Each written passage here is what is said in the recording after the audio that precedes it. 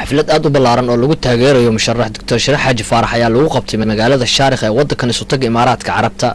xafladan ayaa ahayd xafladii ugu ballaareed ee loo qabtay musharaxiinta isu soo taagay xilka madaxtinimada dawladda Puntland.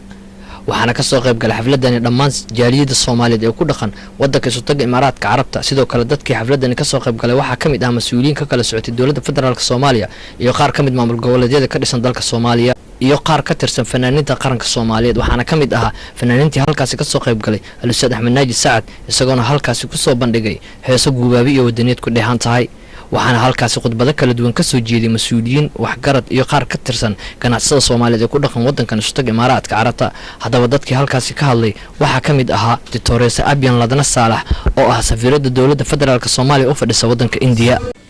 waxa ugu wanaagsan oo maqasho noloshaada waxa weeye qof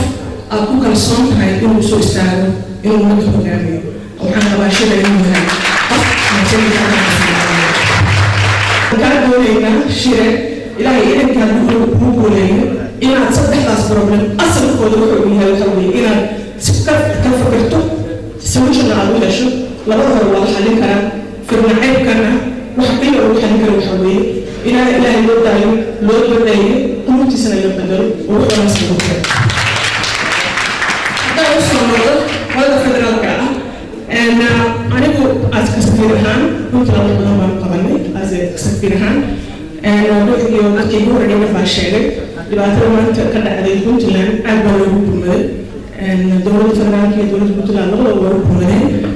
dagaal kale waa dhamaadka Soomaaliya isu keenay inuu yahay Puntland nabaday lahaa marka Puntland nabaday xaqal aad ka dhigtaan Soomaaliya ka keenay lahaa marka haddii taageerada runta ka tahay lixdan ka xildhibaan dadka oo keenay hakada fadhiyaan hal taageero waxaan leeyahay shire mar labaad guuleysan mabruuq ده كله هو نك كلية أو أرجع مشرح كسر بحي بطلان إيه سوالي سكيني كذا بعد ما ترى وفق تاجر سنتهي وعن فريق مدحونا عصبات الشعب كذا الباب كفر والكمان نمبر 1 وحكا هذين المسلمين هيدي دينة الإسلام قفك دينة الإسلام كما يقالنا مخلق ما مسكوف في عين أنت أنك أقام صاحبك يشرع آدي آد بحرمك في عين طلبات محاوية قفك مدحنا الله دورانيو إنه ليه واحد يراهد فيشن محاوية أركتي إنه ليه مثلا شنصرة كبعدي محيب بنتلان دوية كانيسة سيدي الموت اللي يقولوا سوالنا وقفوا كذا لكن ما يسوون غير بارو سوالنا ما يسوون كل مرة كنت العيال إني هاي سوالنا البيض يسوفروا قرأت ما ضوي ما ضوطا مرة لبعض عاو حملتا قيمة آياري إسوا بريادو ماسي لغو تاغيري مرشح الشرح عشفاء يوسف أنا يقول كل أكسو غير بلو حفلة بلدانا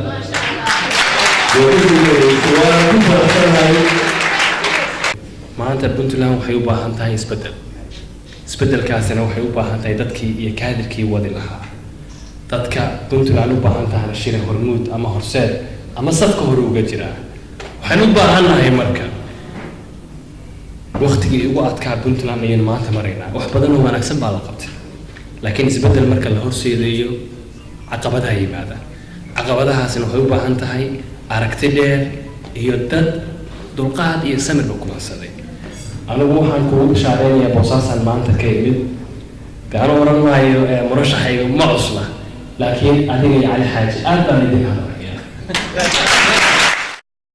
ugu dambeyntiina waxaa halkaas ka hadlay musharax Dr. Sharax Xaaji Faarax waxaana aad ugu mahadceliyay dhammaan dadkii soo qabanqaabiyay xafladan qiimaha badan iyo intii ka soo qayb gashay. Dr. hadaladiisina waxaa ka mid ahaa السلام يا سلامة الإسلام السلام عليكم ورحمة الله وبركاته. وحن عادي هذا فرصنا هاي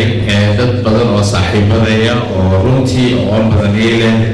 إنتي تجليه يتيك إلى الشغية وصفر يعني هذه يجري إلى التعب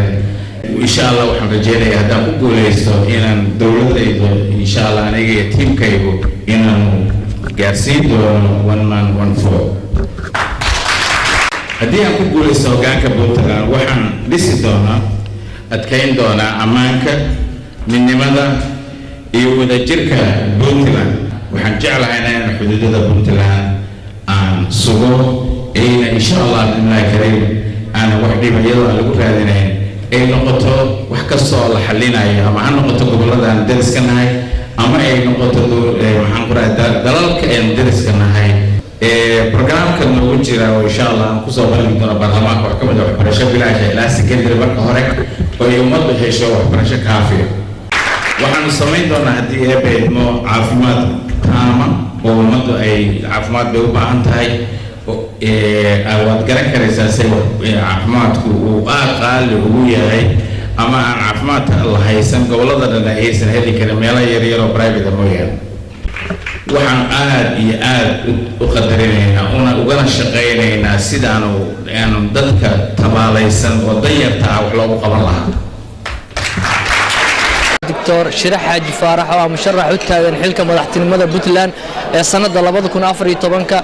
January 8 دكتور كو arimo badan ka hadlay ayaa khudbadiisii waxa ugu qiimo badnaa isaga oo sheegay inuu wax ka qaban doono hadii xilka madaxtinimada uu ku guuleysto in amniga Puntland oo maanta wax badan uu ka bedeli doono dhanka dhaqaalaha oo wax badan ka qaban doono dhinaca waxbarashada iyo caafimaad free ah oo sameey doono dawladda Puntland hadii uu madaxweyne ka noqdo Kamal Hassan Hussein TV-ga caalamiga Kalson TV Dubai